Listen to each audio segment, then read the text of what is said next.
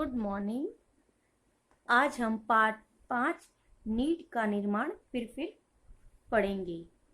प्रस्तुत कविता में हरिवंश राय बच्चन जी ने चिड़िया की कर्तव्यपरायणता को उजागर किया है कि वह कैसे प्रतिकूल परिस्थितियों का आसानी से सामना करती है।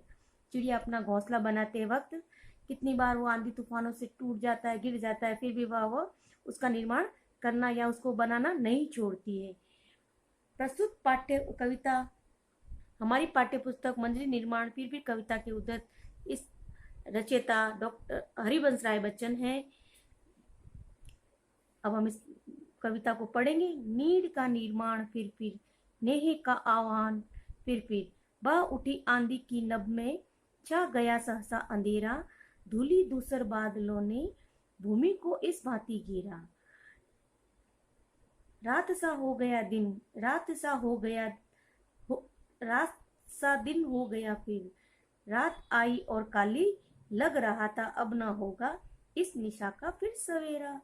रात के उत्पात बहसी, भीत जन जन, भीत कण कण, किंतु प्राची से ऊषा की मोहिनी मुस्कान फिर नीड का निर्माण फिर नेह का आह्वान फिर।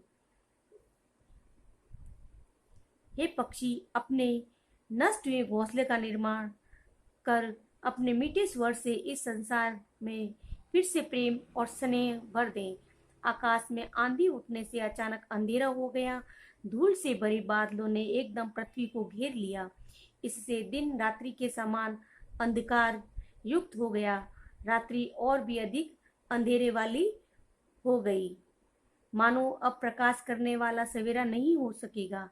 इस रात के तूफान और अंधकार से पृथ्वी का कण कण और जीव जगत भयभीत हो गया, परंतु पूर्व दिशा में सूर्य की किरणें चमकने से अंधकार दूर हो गया। इससे हे पक्षी, निराश न हो और प्रेम को निमंत्रण देकर फिर से निर्माण कार्य कर, नए घोंसले को निर्मित कर या निर्माण कर।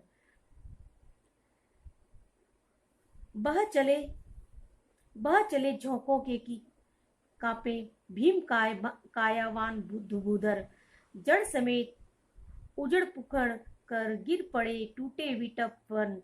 हाय तिनकों से विनिर्मित घोंसलों पर क्या न बीती, डगमगाए जबकि कंकड़ ईंट पत्थर के महल पर।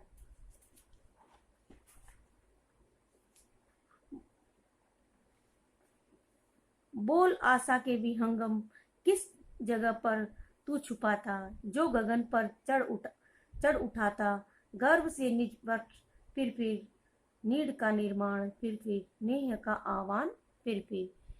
रात्रि में भयंकर तूफान और आंधी से जनजीवन को अस्त व्यस्त कर दिया। रात्रि में आई आंधी इतनी भयंकर और विनाशकारी थी कि उससे बड़े आकार वाले पर्वत भी हिल उठे। अच्छे और बड़े बड़े पेड़ टूटकर जड़ समेत उखड़ कर नीचे गिर पड़े। फिर तिनकों से बने घोंसले नष्ट होने से कैसे बच सकते, अर्थात घोंसले नष्ट हो गए।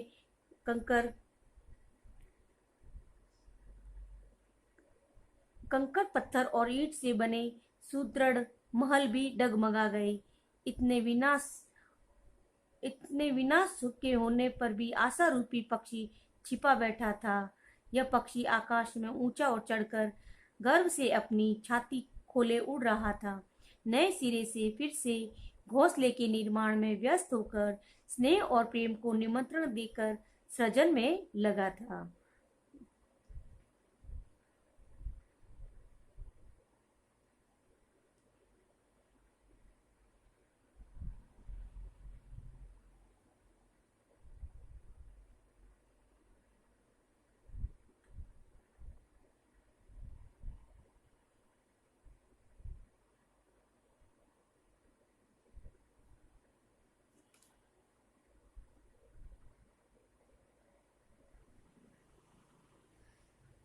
क्रुदंत नभ में ब्रज दंतों से ऊषा है मुस्कुराती, घोर गर्जन गगन में कंठ के में खग पंक्ति गाती। एक चिड़िया चोंच में तिनका लिए जो जा रही है, वह सहज में ही पवन 49 को नीचा दिखाती। नास के दुख से कभी तपता नहीं निर्माण का सुख, प्रलय की निस्तंभता से सृष्टि का नवगान, फिर नीड का निर्माण, फिर नेह का आह्वान, फिर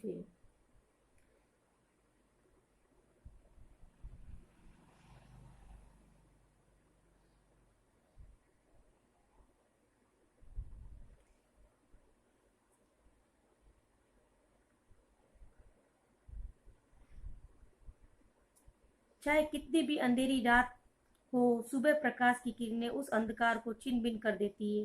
प्रकृति के इसी घटना को काव्य रूप में लिखते हुए कवि कहते हैं, क्रुद्ध नभ के व्रज दंतों से उषा मुस्कुराती है। कवि इस उदाहरण द्वारा यह बताना चाहते हैं कि परिस्थितियां कितनी भी प्रतिकूल हो, उम्मीद की किरणें हमेशा उन पर विजय प्राप्त करती है।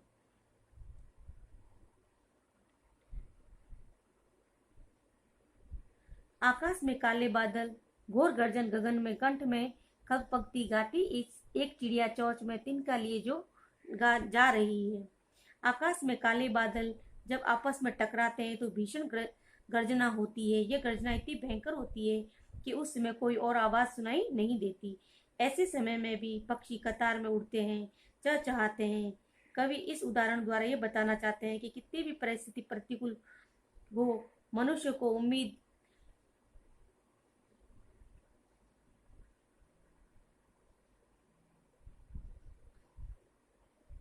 नहीं छोड़नी चाहिए। हवा कितनी भी वेग से बहे, वह एक नन्ही सी चिड़िया अपनी विपरीत दिशा में उड़ा लगा देती है। इसलिए कवि को पूरा विश्वास है कि विनाश लीला कितनी भी भयंकर हो, उनके बाद उम्मीद की किरणें होती है। यदि पूरे संसार में प्रलय आ भी जाए तो उनके बाद भी सृष्टि की पुनर्रचना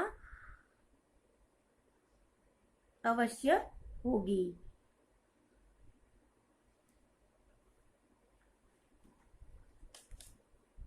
इस कविता को आपके शब्दार्थ करने हैं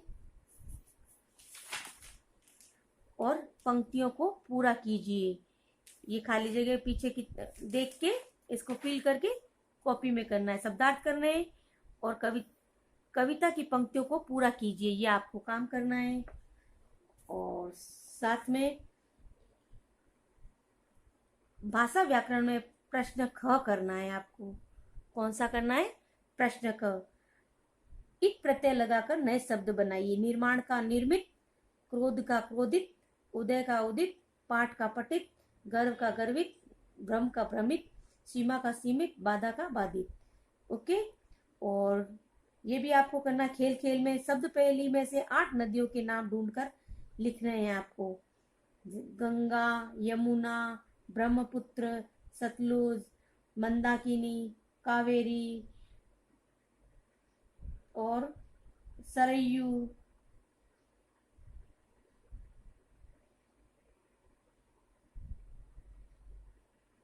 ओके, ये आपका काम है, आप होमवर्क करके नोटबुक चेक कराओगे।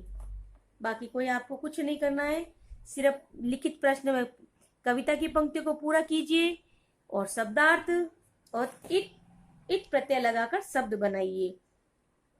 इसको नहीं करना है, ये आपको पता है, इसी में करना है, लेकिन कॉपी में नहीं करना है। बस आपको कविता पहले तो करना है शब्दार्थ, शब्दार्थ के बाद में कविता की पंक्तियों को पूरा कीजिए, पीछे देखिए अपना फिल करोगे और इत प्रत्यय लगाकर नए शब्द बनाइए।